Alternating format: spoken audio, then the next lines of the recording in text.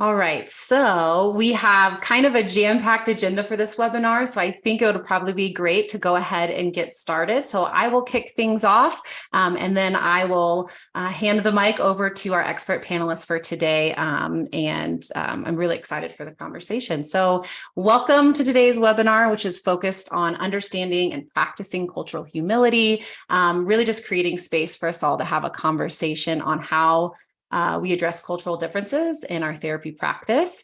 We have an hour dedicated to this topic. About 45 minutes is going to be rooted in a roundtable discussion, and then we've reserved about 15 minutes on the back end for Q&A. So I would encourage you to use the Q&A feature during the webinar if questions are coming up for you. And then on the end, when we're wrapping things up, we'll comb through those and answer as many as we can.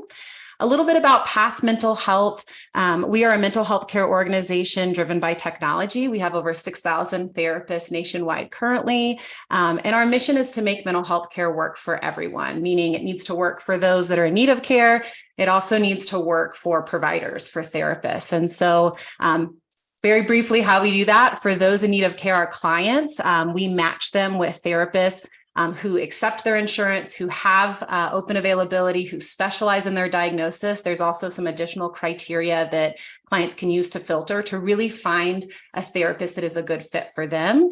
And then for our providers, we're essentially a practice in the box. So we do all of the admin work, billing, credentialing, marketing, EHR, all of that for you so that you're able to just focus on providing care to clients. So something I'm very, very proud to be a part of. A little bit about myself as the facilitator. My name is Ann Jackson. I'm a licensed therapist in Colorado. I've been practicing for about 15 years, primarily in a community mental health setting doing crisis work.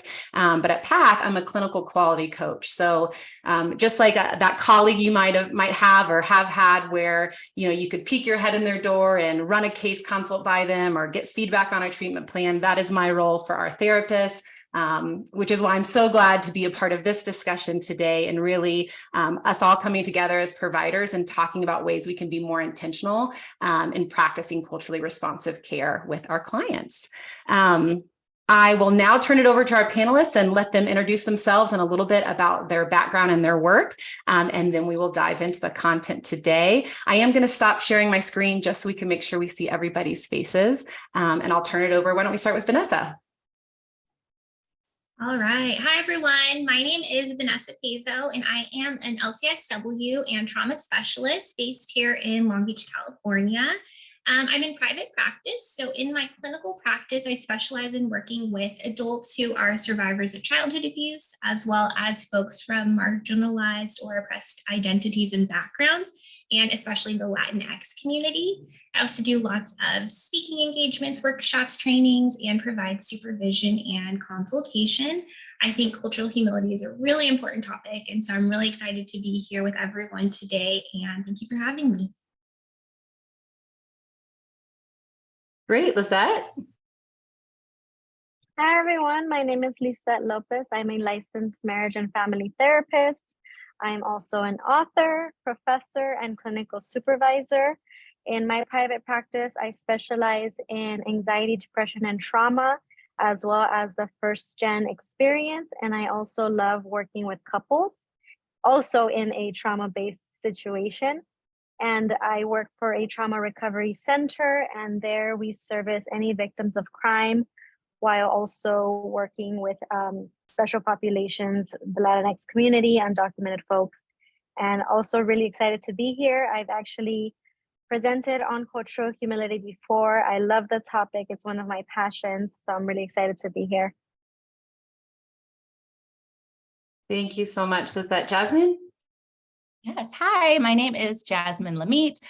Nice to meet you. People mispronounce my name a lot. I am also a licensed clinical social worker. My specialty is really grounded in working with youth and families. For the last 15 years, I have worked in schools as a school social worker, most recently as the director of mental health for 24 schools in Los Angeles, where I designed and implemented our trauma-informed schools initiative. So trauma is definitely one of my areas of interest and specialties. Recently, I transitioned into a new role as the director of mental health health for a nonprofit working with youth in foster care. I'm also an author. And I am also, you can find me on social media at Social Work Sage if you're interested in funny humor tips for working with youth and families.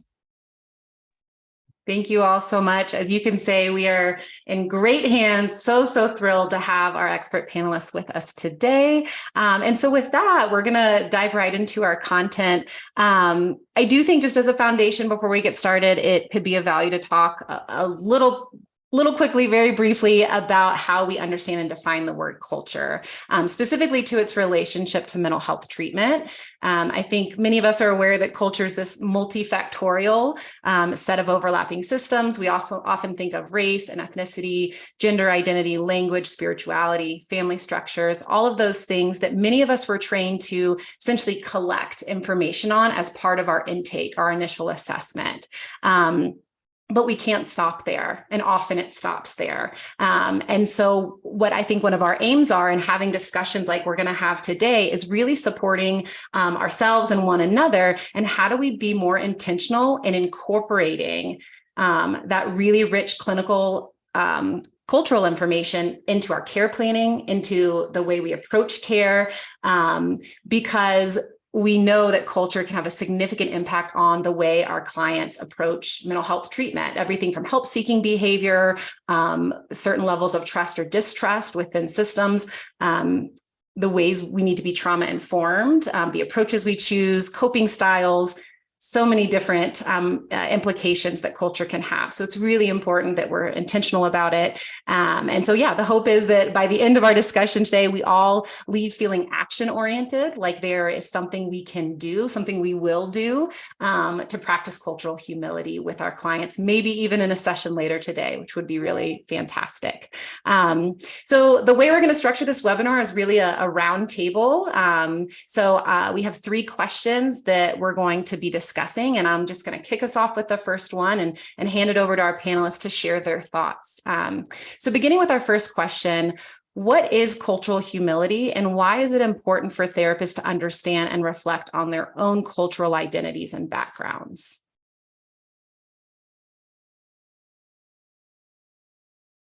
I can hop in here. So I feel like originally, we were taught cultural competency, or at least when I was in school, it was cultural competency class was one of our first ones.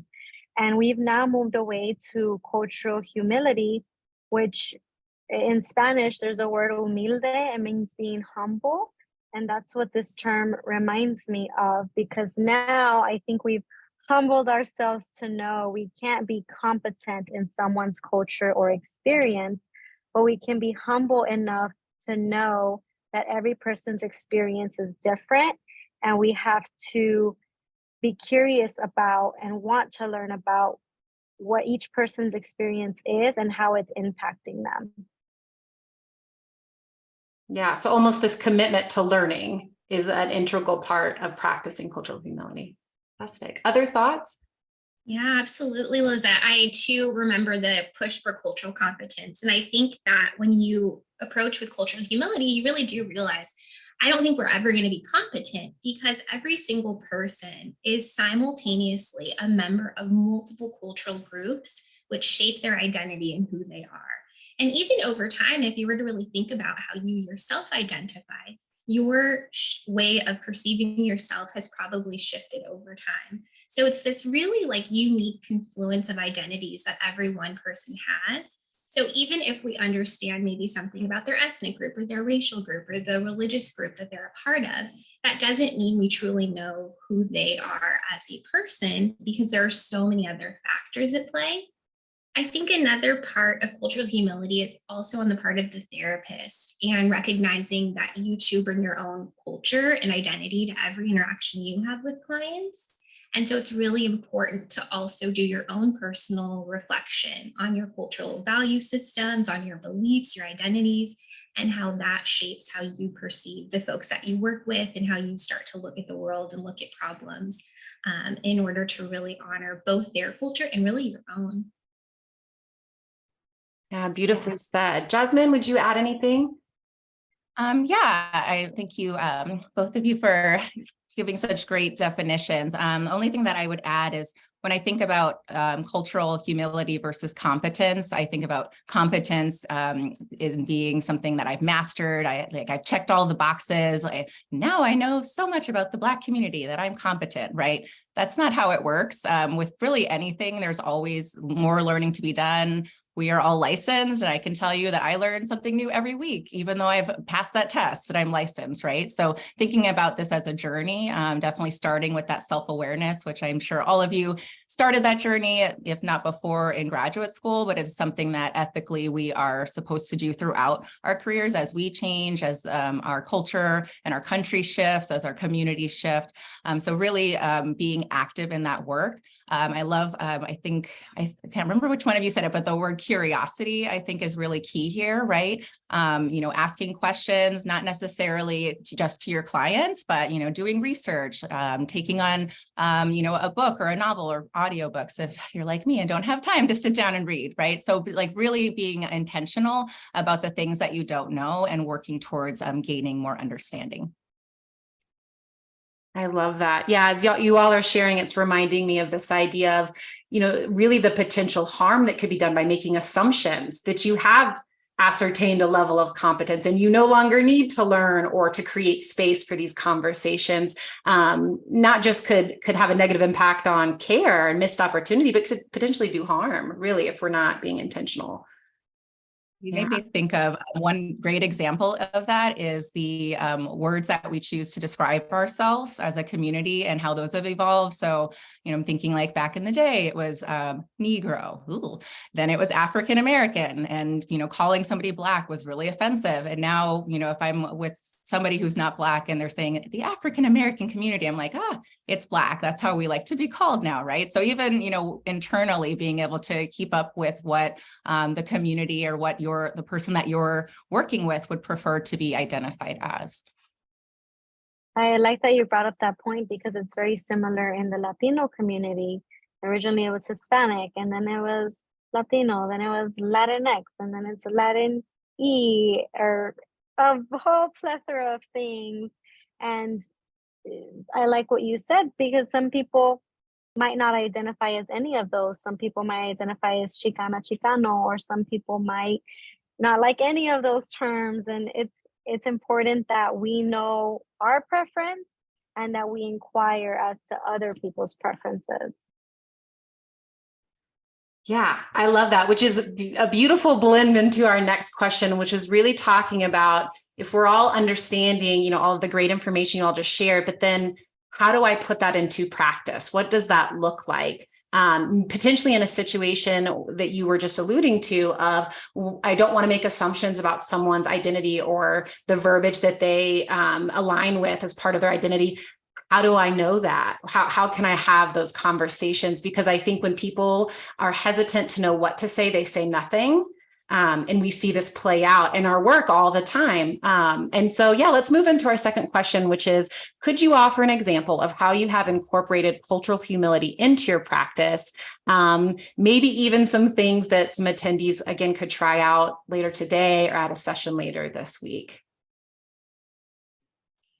I think that one thing that it's important to do is to just not be afraid to ask. So I think, Anne, like you said, there are things that we just don't talk about sometimes in certain spaces because we are uncertain of what's allowed. And especially for clients coming into therapy, they may not always know, what am I supposed to share here? What am I supposed to talk about? And so something I do in my intake, so the first time I meet with every client is I have a section on culture, and I just ask, what are your most salient identities? And if they need examples, I might give some examples, but I really want to see just what they lead with. And so we talk about what their most salient identities are. And then I ask them, what are some of the strengths and resources that come from being a member of some of those cultural groups you just identified? Then I say, what are some of the problems or what are some of the things that are hard about being part of the cultural groups that you just mentioned? And I think that sometimes it's a question that can kind of take people back because someone just told me this last week. No one's ever asked me that before. So we may not always have a ton to go off of right away, but it opens the door that is something that's okay to talk about. And so maybe now they're going to think more about it, or later it's going to be something that just comes forward in our talks and our discussions together. But it just kind of shows like this is a space where we can talk about race. This is a space where we can talk about your experiences with privilege or oppression, your sexuality, your gender, and all those different things. It just kind of normalizes that. So I think starting at intake is really helpful. I love that idea, especially because, with most payers, it is a requirement as part of an initial assessment to have a section on culture. And again, so often in my role where I review documentation, I see it left blank or I see not applicable. And it really makes you wonder what's happening in that moment. Is the therapist hesitant to ask because they're not sure how to hold the space? They're not sure to ask the question. So could you repeat just the two questions you said about the strengths and then the other? Because I love that. And I would love for our attendees to be able to capture that. Yes. So I often just start with what are your most salient identities and kind of see what people come forward with. If needed, I'll give some examples. And then I ask, what are some of the strengths or resources that come from being a member of some of the cultural groups that you just identified? And then I also ask, what are some of the challenges that come with having that identity or moving through the world with that identity? That's fantastic. Thank you, Vanessa. Lizette or Jasmine? I also start at intake. One of the first questions I ask is, how do you identify culturally? And I just kind of sit and see what people are going to come up with. And similar to what Vanessa just said, a lot of times it can be a confusing question for people. And I get answers like, Hispanic, I guess, or I think Latino. And I just kind of keep that in my mind so that I know that it's something to be explored if people are unsure and why they're unsure and what that means. And throughout my work with clients, I always come back to, in the beginning, you stated that you identified as Latino. How do you think what you're talking about now is impacted by your culture? Which comes up a lot. I think that's the key, if you know to look for it. Yeah, coming from schools, definitely I echo the sentiments, when I do have students on my caseload, starting with, how they identify, giving those prompts, especially with youth. So sometimes there'll be things to circle and fill in just to kind of help get that conversation going, depending on the age of the student. I also think, taking a step back and looking at your school or your agency and seeing, what are their values about cultural humility, what types of practices are you seeing that are being implemented? Because I think a big part of our journey for being having cultural humility is also standing up when we see injustices or we see things that are unethical happening. And I think as a mental health person at a school, you probably see that a lot, right? Because they don't operate from the same perspectives and trainings that we do. So that might look like being curious about why a student is being referred to an IEP, looking at data to see, what kind of disproportionality we're seeing. Are more Black boys being referred to discipline situations, right? And actually taking a stand to do something about that, having that background knowledge of the research and the evidence that shows that these things are happening. I think, in building rapport and trust with clients in schools, when kids see us as an advocate, as somebody that is working with them and helping amplify their voices, that can also demonstrate that cultural humility. Like, I have a place of power as an adult in this building, right? How can I utilize that power regardless of my race to help put forward things that are going to help you, that you've told me will help you? I love that, Jasmine, that you talk about how you start to look at how other groups are treated within the school system, because it makes me think a lot too about just our therapy practices. So something to think about too is we may have certain modalities or techniques that we like to use because they fit who we are as a therapist. But it's also really important to consider, how is this a fit for the client based off of their cultural values and belief systems? There may be evidence-based practices that we're trained in, but does any of that evidence support use with a client from this background or that background? And so I think part of being culturally humble and practicing cultural humility is really tailoring treatment to fit the worldview and the value system and the beliefs of the client versus trying to fit the client into the way that you like to work. which may mean having to kind of broaden your horizons in terms of different theories and different, ways of working with folks who may not have the value system or the worldview that is the one that we tend to prioritize because it's like the dominant one, the dominant cultural view. Yes, thank you so much for bringing that up. I think of when I was in graduate school, evidence-based practice, like it's all you hear about EVPs, right? And so you kind of feel almost shut into a box if you are working with diverse clients, because especially some of the, things that I know I learned in graduate school, when I look at the research studies, they were not applied or studied in the group that I'm working with, right? So I came to, do a little bit more exploration and really adopt this idea that evidence-based is a combination of research, combination of your clinical experience, knowing that, hey, this activity really worked with my client, so I'm going to try that again. And also the clients, to your point, the client's perspective on what their preference is and what works for them. Yeah, I love this idea. I think it speaks to this continuous commitment of continually, intentionally creating space to embed culture into our work. Because you're right. I mean, so much of our training or higher education that experiences that we've had, or even the way documents are formatted. I think of sometimes in initial assessments I've completed, there's sections on prior mental health treatment. And then as providers, you tend to ask that question by saying something along the lines of, have you ever seen a counselor? But what if we were to broaden that question and ask about different help-seeking behaviors? Who have you gone to for help, for support? Was it through a church or a religious organization? And your culture and your familiar culture, is there certain practices, spirits? I mean, that question could really elicit so much rich clinical information that can have a huge impact on care. But again, if we approach it of like, have you ever seen a counselor? We miss all of that. And so much of that is really woven into the structure and the systems that we practice in, but we have an opportunity to kind of challenge that a little bit and say, you know what, I'm not just going to stop at previous mental health treatment history in a traditional sense. I'm going to ask about these other things.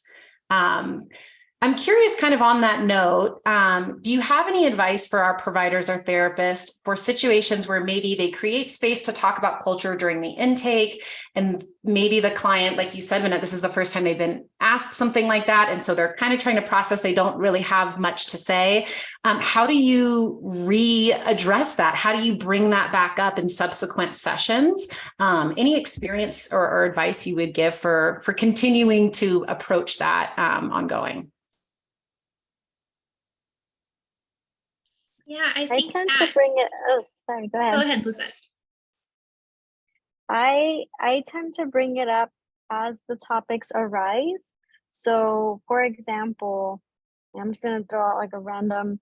I have a lot of Latina clients who discuss working hard all the time and not feeling like enough, or feeling like they have to be productive to feel like they're worth something. And I often explore that just by being curious. Is that a cultural value? Help me understand what your culture has taught you about that. Or just a simple, where do you think you learned that? In a very curious way to understand what might be going on, what they've been taught. And I think a big part, I don't know if we mentioned this already, I don't assume that because that was my experience as a Latina, that this is my client's experience. And that's a big part of the initial discussion we had about knowing ourselves, right? I'm not going to assume that because I learned this thing from my Latino culture and that I've been having these interesting values and thoughts, that my client is also experiencing that. So I think a big part of what we're trying to hone in on is the fact that because you are of a culture doesn't mean that your client is experiencing or has experienced the same thing, and also knowing what your experience has been so that you're not placing your values or your experience on your client.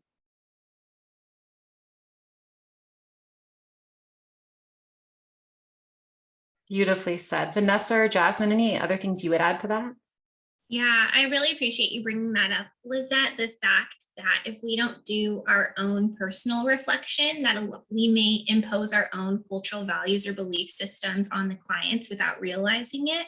I think if we also don't do a little bit of reflection too on just the way that kind of dominant American culture has shaped mental health care and the expectations around what that care is supposed to look like and what goals are supposed to look like, right? There's this big emphasis on like functioning. Can you go to work? Well, then you must be okay. Where does that come from? Maybe capitalism.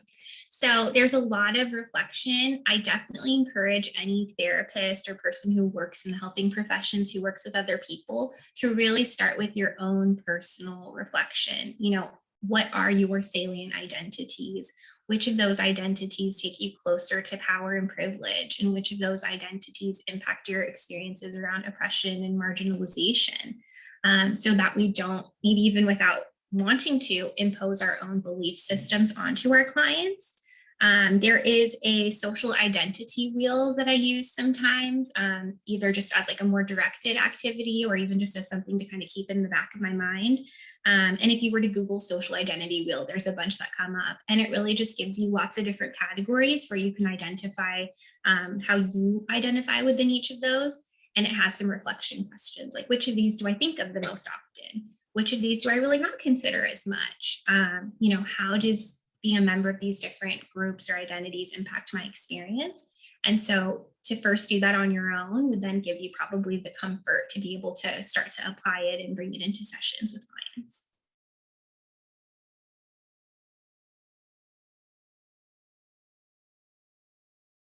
And so I'm wondering, as you're talking about that, I mean, is it ever too late to do that? I mean, if I've been working with a client for 6 months and we're, you know, on this trajectory towards these, like you said, maybe these very behavioral focused goals, and all of a sudden I'm thinking, oh, wow, I've never actually had conversations with them about this. What advice would you give a therapist to kind of be able to hold this space? And is it too late, or can we start anytime? I would say it's never too late, right? We're human. There's definitely been things where I've like looked back and like, oh, why didn't I do that on different topics, right? We're human. That's okay.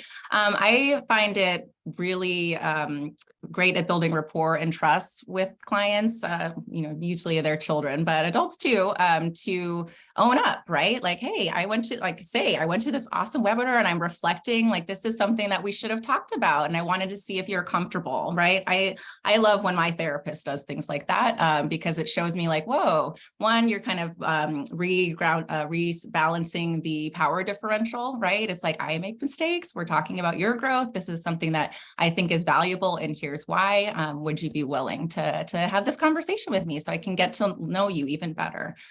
So yeah, never too late. I think that's very affirming to hear, because I imagine we have providers that this conversation is really kind of pinging in our brains these opportunities to have. And so really thinking about how we might put this into practice. One other follow-up question, a little bit tethered to that, is what if in reflection or in my process, I feel like maybe I have making a misstep. Maybe I've engaged with a client that is not congruent with practicing cultural humility. Any advice or thoughts on either how you've handled that yourself, if you have an experience that might be really impactful, or just feedback about how we might create kind of have a reparative conversation or space if that happens? I think that's a great question. And if that happens, because I think it's inevitable that that might happen, right? We all are navigating the world differently. We all have different ways of seeing things. I think just being able to own up to that can be so intensely powerful for both us and for the clients, because there is just a guarantee that we have our own inherent biases. There's a guarantee that we have our own blind spots. And there may be times that because of that, we're kind of in a blind spot and we might say or do something even unintentionally that could be harmful for the client. I remember I was working with a client and she uses a service animal. And I don't remember specifically what we were talking about, but I think I said something and she was kind of like, no, that wouldn't work because I have the service animal. And I remember I just was like, you are so right. And I apologize that, you know, because of the privilege I have, that I don't have the same disability as you. That was something that I just in this moment didn't even consider. right? And so I just honored it in that moment that my privilege blinded me and I wasn't seeing her perspective. I was really seeing my own. And I think that it can be really healing for that to happen, because a lot of these things that happen out in the therapy room are representative of what's happening in the larger system. And so to have someone who maybe has more privilege than you to honor and kind of validate your experience, I think can be healing in relation to also what's happening, just out in the world for clients too. Yeah, I love that. It's such a great example because like we're thinking about culture, and I think the first thing that often comes to mind is race. It's something that we can see, although it's a social construct, but okay. But I love that example because that is definitely something that can happen to anybody, right? And especially like recognizing areas that we have privilege as a Black woman, that may not be something that I often think about, right? Like the privileges and powers that I do have. I think also like really providing space for, things that are happening in the culture in our country, things that could be top of mind. I think about what's happening in Memphis, that's having a space for current topics and how those impact like your day-to-day, how those might impact your interactions, your felt safety, all of that. I think, we don't often have the space to talk about those things. And I really do think I went to therapy and my therapist thought of that, right? I would feel so seen, even if it wasn't bothering me, but the fact that they thought about me while they were watching the news and how that might be impacting me would help me feel really, really seen. And then I do think that, there are like self-assessment checklists too that you can do in order to kind of see, if there might be areas that are blind spots for you, and really being able to reflect on that. I think Georgetown University has one that we can link as well. And that can be just a tool for you to utilize to be more aware of some of those things. I just want to say one last thing.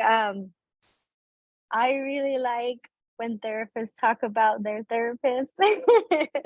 So Jasmine, when you said that, there's something that's really healing, especially when you're able to tell your client that, when I talk to my therapist, because it also speaks to what you're talking about, the power differential, and letting your client know I'm also a client and I also work on these things. And both of you have mentioned, just owning up to it and allowing space to be able to talk about what just happened, I think is also super important. I know one of the big things that I still hold on to is, because I'm Mexican and a lot of people in California usually are Mexican, I have said, well, what does your Mexican culture teach you about that? And one of my clients was like, well, I don't know because I'm Salvadorian. I was like, oh, I just did that and I apologize. What was that like for you? So allowing the client to share what that was like for them and to just really sit with how you messed up. And allowing space for that, I think, is so powerful, because your client will be able to see that you are humble. Again, going back to cultural humility and the definition, that you're humble enough to let them know when you feel that you've done something wrong. And I think you asked a question about repair. Sometimes I won't notice it right in the session. And the next session, I'll come back and I'll say, I'm thinking about what we were talking about. And I realized that I said this, and this is what I thought about it. What are your thoughts about it? And most of the time, somebody, I didn't even notice. Or they'll say, you know what? Yeah, that was kind of off. And just allowing the space to be able to have those brave conversations is not just important for your relationship, but you're also modeling for your client how they can have brave conversations in their own lives. I love that so much. It's such a great example. And I think, also being reflective if the moment has passed, really thinking, am I feeling compelled to make this, statement because of my own need, or am I doing this for the client, right? Because the purpose, every time we should be putting the client first. So, really reflecting on how you're going to bring that up so that the client doesn't then feel like, oh my gosh, are you okay? Like, how are you doing? Like, we want to make sure that it is still client-centered in every conversation that we have. And you just gave the perfect example of that. Yeah, such great examples, and really embodying, I think, the practice of cultural humility. As you were sharing, Lizette, I had one of my own experiences that came to mind. This was several years ago, but I was engaging in an initial assessment with a client, and I'm going through the form, and this is in a community mental health setting where time is of the essence, and you're trying to get through this document that is required. And I'm skimming through, and I get to preferred pronouns. And so I said, what are your preferred pronouns? And the client said to me, well, they're not preferred. They're just my pronouns. Oh, and my heart sank. And I will tell you, on my screen in the electronic health, it said preferred pronouns, but I was so caught up in just completing the form, I didn't stop to think about how I was obtaining that information. One, I gave them mad props for their assertiveness and being able, right, in the moment. But I reflected afterwards, Lizette, like you were talking about, of how many individuals find themselves in those situations every day, all day, experiencing microaggressions, experiencing, these encounters with other human beings where they are feeling very unseen, unheard, disrespected, discriminated against, and they are forced to really just carry it. There is nowhere to take it, and there's no one acknowledging it. No one ever loops back and says, gosh, I wonder how that left you feeling. And so I think what kind of wrapping up this question, it's just such a good reminder for us all that commitment to continually just holding this space and practicing that humility, I think, is very therapeutic for our clients. We might be the first person in their lives who's ever acknowledged, wow, that they might have family members and other support networks or lack of support around them that is not respectful of their pronouns. So such great examples for that one. We're doing fantastic on time. We have about, say, 6 or so minutes to wrap up with this last question, and then we're going to open up the Q&A. So I'm really excited to hear what some of our attendees might want to ask our panelists. So this last question, what would you recommend to therapists who are interested in learning more about cultural humility in therapy? So we mentioned a few kind of self-assessments, but what are some other resources and tools you might want to share with our attendees? I'll say one quick one. If you're not a part of your local chapter, I highly recommend that you become a part of your local chapter. So I am a part of the Long Beach South Bay camp, and we do presentations for free to members every month. And I know that diversity, equity, and inclusion is our theme for this year. And I will continue that theme next year when I'm the president. And the big thing that we're doing for our chapter specifically is when we hire presenters, we require that they talk about culture, diversity, and inclusion in their presentation. If their theory is not already tied into it, they have to figure out how to tie it into it. Because what I've noticed is that a lot of presentations not applicable, like you mentioned, the culture piece is just non-existent.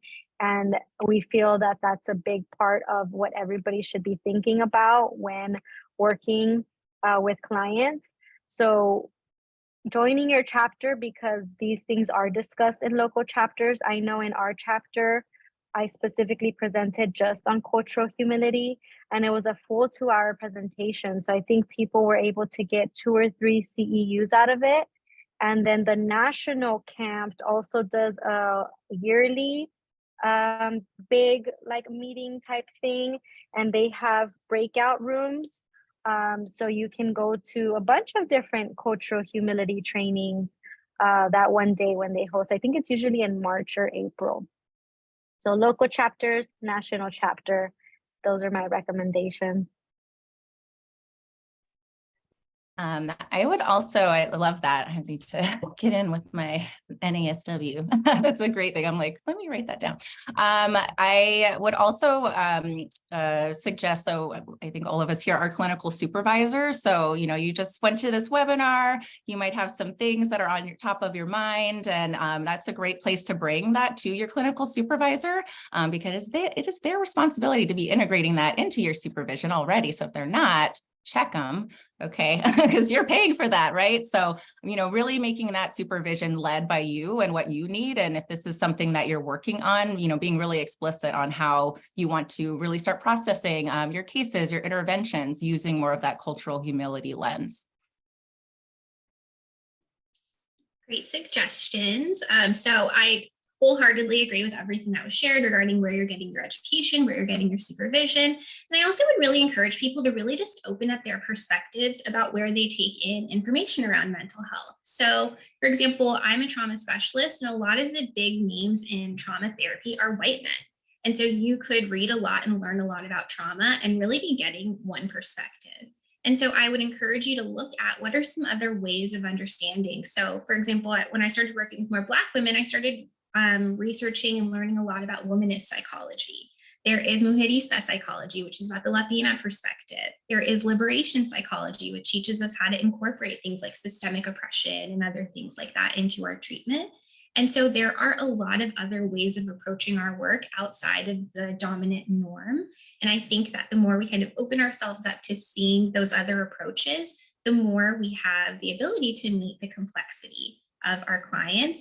And even just like the content you consume, you know, follow creators online that are from different cultural backgrounds. Think about the books you read, who's writing them. Think about the movies that you watch, who directed and produced them.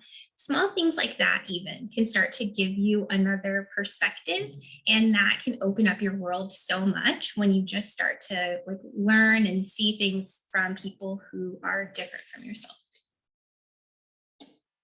Yeah, I was just, if you're looking for books to read, some that come to mind specifically to working with Black clients are my grandmother's hands, which is about trauma. And I knew you would know that one was about trauma, and how trauma has impacted the Black community, but also how trauma has impacted the white community, and how that's often a conversation that is not had in this country and is still really important and impactful.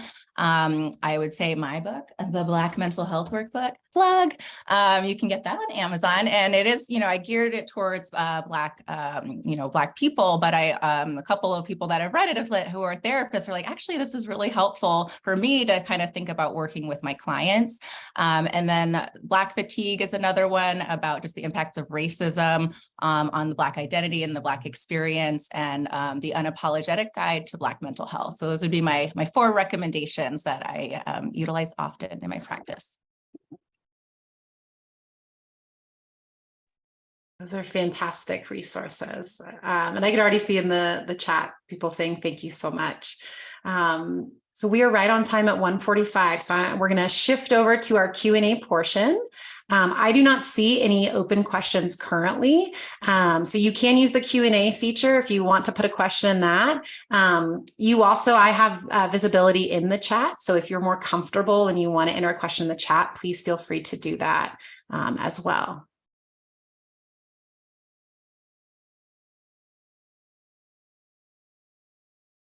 I saw someone comment about what they were here for, and I thought that would be a really great conversation to have, as we're talking about, you know, working with, as women of color, working with clients of color. But, you know, if you are a person of color or even a white person working with a white client who maybe is not recognizing or doesn't have much of a cultural sense of identity, how do we help them do that? And I think that is a great conversation and question to have.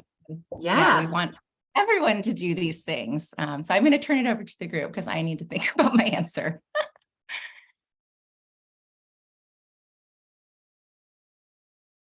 Well, one thought that's coming to mind for me, I'm curious to hear your thoughts on it, is part of the response in that situation really, again, rooted in staying curious and really watching our assumptions. So even as a white individual providing treatment to another white individual, I I might inherently be making assumptions about culture that transcends racial identity, but making assumptions that have everything to do with socioeconomic experiences, all kinds of things. So I imagine that theme of humility, that theme of staying curious probably still holds true, but what would be your thoughts or advice? I have a comment on something that Vanessa had said earlier, but I'll come back to your question. And when you talked about the example where your client had a service animal, it also brought me back to one client I'm never going to forget. We were doing the initial intake, and at that time we had like stacks of paper, right? And you hand it to your client, they fill out all of these things. The client didn't know how to read. And I just kind of walked around. I was like, oh, are you almost done, For them to have to tell me that was really difficult. And for me to know I put them in that situation, I was like, oh my goodness, why didn't I ever think of that? And I think that that's a big part of the humility piece, being able to apologize and to sit with and to learn from, hopefully we're learning outside of making people feel this way, hopefully we're learning beforehand. But when you're learning in vivo, just go ahead and sit with it. Go ahead and sit with it. Admit that it was a situation, process what happened, and think about what you're going to do differently in the future. So now I don't hand people these packets. I read people the questions. And I think that that helps also with something you mentioned. And some of these questions are not culturally sensitive. And they have some things in there that I would probably never say to a client. So I think updating, and something that Vanessa said, is thinking about where you're consuming information. I know for the classes that I teach, I never learned in school that it was okay to share about yourself. And I've noticed that with a lot of my Latino population, they want to know about me before they feel comfortable sharing about their most deepest, intimate moments. I had a client last week say, well, tell me about you if you want to become my therapist. I'm like, okay, what do you want to know? And I think that coming out of school, that was really hard for me, because I learned no self-disclosure, and you're a mirror, and you're this. And now with meeting more Latino therapists and joining Latinx therapy, they're like, have coffee with your client, talk about your experience. I'm like, what? Okay. And especially with thinking about the textbooks that we learned in school, like the DSM, who wrote that? Where did those eyes come from? Where did that research come from? I know that now that I'm a professor, that's a big thing that I teach my students. Question who said that, or who was surveyed for that, or who provided that information, and with what lens. I think all of these things are important, and you don't really learn to be curious about them until somebody mentions that you should be curious about them. Absolutely right. Like the DSM in itself is also a cultural document. It is a representation of the culture that produced it. And I think sometimes it also, kind of to what Jasmine said, like if it's like a white person working with a white client, they might not really see themselves as a cultural being. We all have culture. Every single person is a cultural being. It's just that for some people, their culture is the norm. So they don't consider it culture, they just consider it normal. And even those of us who may not share that culture may also just see that as normal. And it becomes the thing that we all start to measure ourselves against. And so when we talk about culture outside of just race and ethnicity, we can talk about like educational attainment and status. We can talk about employment. We can talk about like your age and your generation, right? Like I'm a millennial, and that has shaped my experience in a lot of ways. We can talk about ability and disability. We can start to open it up to things outside of just race and culture, and people can start to really reflect and see like, oh yeah, I do have culture. It may just not be something that I always think about, or it's not really at the forefront of my mind. Yes, and especially when we're thinking about culture's relationship to symptomology and presenting problems and like where that is really originating. And I know I've worked with individuals who very much presented and saw themselves as a problem, as someone who needed to be fixed. And it wasn't until we were able to really create space and have these conversations around their various cultural identities and its impact on their mental health and the experiences they've had, that was very much systemic. That was very much had nothing to do with them, but yet they were carrying the brunt of that. And then now they're the one presenting for therapy. And so I love everything that you all are highlighting. I think there's just so much power in that. We have a question in the chat and in the Q&A. Yes, let's start with this Q&A one. What would you say to a young woman of color beginning their career in the helping profession mental health space who's struggling with their own mental health, MDD, GAD, and experiencing imposter syndrome? Yes, thank you for that question. I still experience imposter syndrome. Like I shared, I'm shifting kind of careers and I'm like, oh, what am I doing? So I think, being aware, acknowledging those feelings, kind of exploring where those come from. I really, as a director of mental health, I had in schools, I had 41 school social workers at our schools. And so we, had one-on-one meetings with them, obviously supervision. And when I was recognizing any, hints of burnout or compassion fatigue, I always, the conversation was, are you in therapy, right? Like, let's talk about that. And sometimes there was resistance. So then we would also talk about, having like the feelings that their clients have coming into their counseling space, right? And what is that like for them and how, so really kind of helping them get to that point of like, you are in this field, part of our ethical obligation is caring for ourselves. Self-care is now in the ethical principles for NASW, right? So how are we making sure that we're processing and healing from our own traumas, our own background, our own experiences, so that we're not bringing those into our therapy sessions with our clients. So definitely, like, if you haven't been in therapy, I would say, even if you're going in as a learner, because I definitely would go in like, I see what you're doing there, right? Because it's also, I work in school. So being in a private practice setting and seeing how a therapist is doing that was something that was new to me back in the day. So, go in as a learner or go in for healing, but definitely go in. I think it's definitely beneficial. I'm going to say one quick thing on that. The diagnosis is where your power is. I truly believe that people who have a lived experience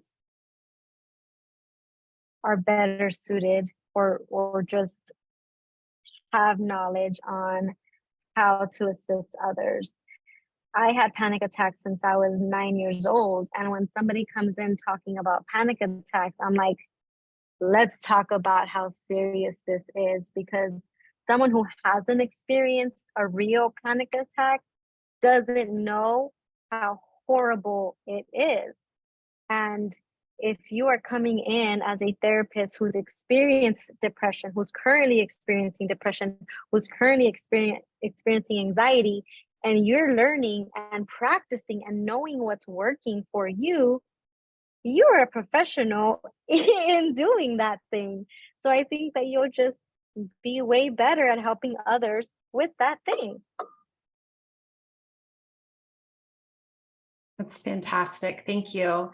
And then just to wrap up, we have another question. This one came through the chat. What's something that gives you hope in terms of how our societal awareness around cultural humility is shifting?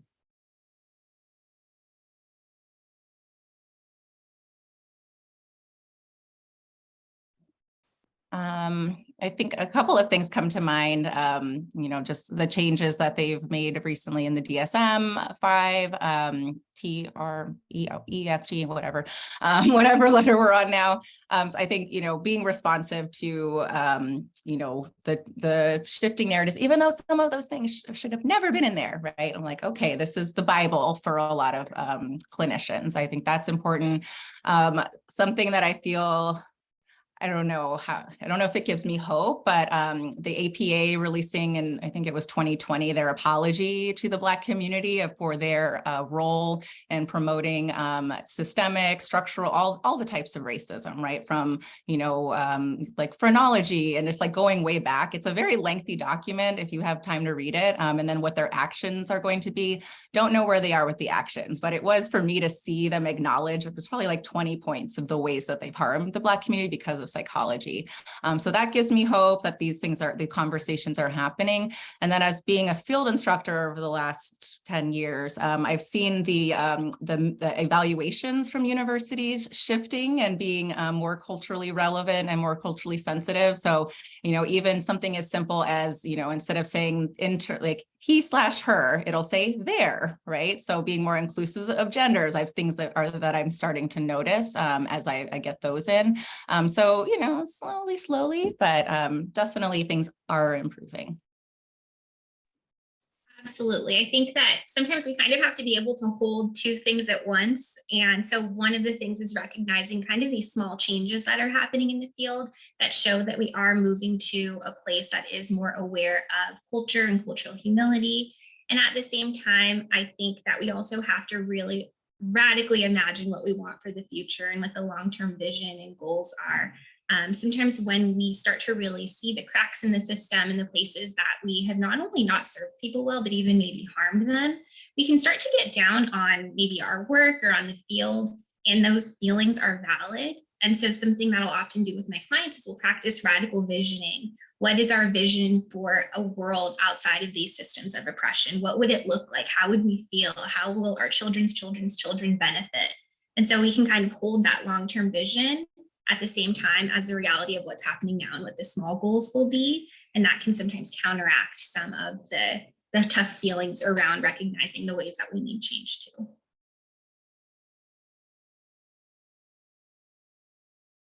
Wonderful. So we are right at time. All of our wonderful expert panelists did, I believe, put their contact information in the chat. If you haven't had a chance to already, I think that would be great. So certainly if you're interested in continuing to follow and connect with and learn from our panelists, they have their information there. I think this discussion was just immensely helpful. I know I learned an awful lot. Any final thoughts from our panelists, but just before we sign off?